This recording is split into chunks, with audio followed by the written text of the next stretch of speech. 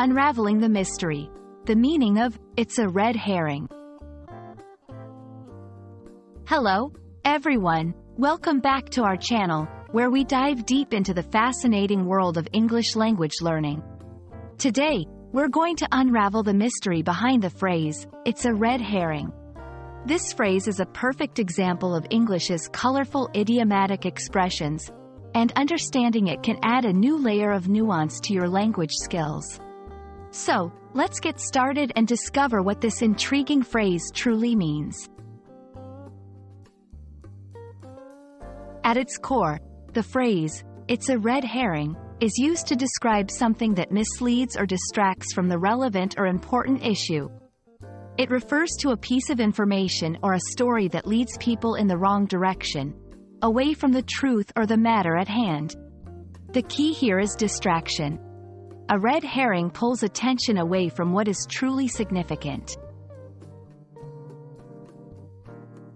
Understanding the origin of idioms can make them much easier to remember, and, it's a red herring, has a particularly colorful backstory. The phrase dates back to the 1800s and originates from a technique used to train hounds. Smoked or cured herring, which turns red and has a strong smell, was dragged along a trail to mislead hunting dogs and test their ability to follow the scent of their quarry.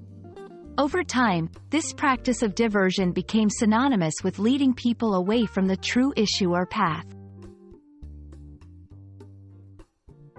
Now that you know what it means and where it comes from, let's look at how to use "it's a red herring" in a sentence.